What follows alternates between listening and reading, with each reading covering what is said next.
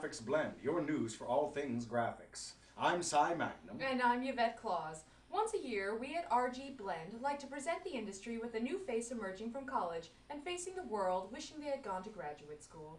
That's right, Eve. Let's see what 4 years has done for this year's Spotlight.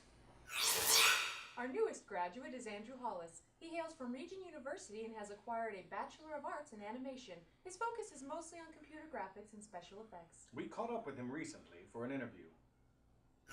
Welcome to RG Blend, Andrew. Well, thanks. It's good to be here. You seem very excited to be here. Well, I mean, yeah. How many people get to be interviewed by RG Blend? Well, that's true. So what's it like to be a new grad? It's exciting and tough, actually. I mean, it's hard to find a job as a new grad. I'm sure those loan payments are fast approaching. Yeah, I'd almost forgot. Really? No. So tell us about some of your work you brought with you. Okay. Alright, well, we'll start off with schoolwork. This was a textured head I did for texture class. It's a male head. I tried to make it look a little bit like me because that's really the only point of reference I used.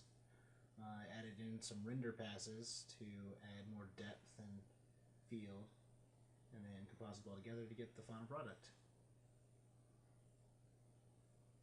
This was also from that class. It was basically the ability to texture a room. We were given the model, and I made it look like a murder scene. Added in the render passes to give it more depth and field again. And then, as you'll see, a murder scene.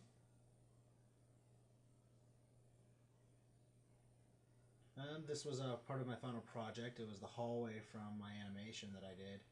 I thought it turned out really well, so I wanted to put it in here. A lot of detail. It's supposed to look really run down, and like he was in the slums. I added all the render passes and everything. Put some nice little detail in there. It turned out pretty well.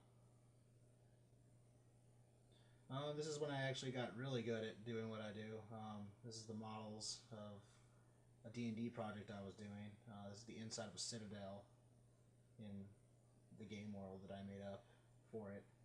And I added just details from it. I found files for Dungeons and Dragons to add that picture in stained glass up on the screen. And this was the outside of the same citadel.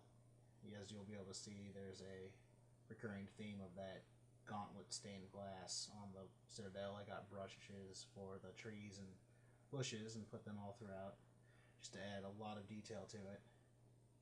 And then after adding all the render passes, you get the final product, as you'll see.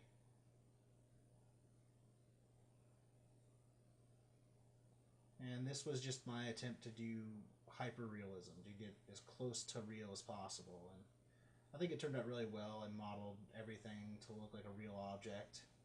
And then I added textures, not to exaggerate, make them really close to what they would look like in reality.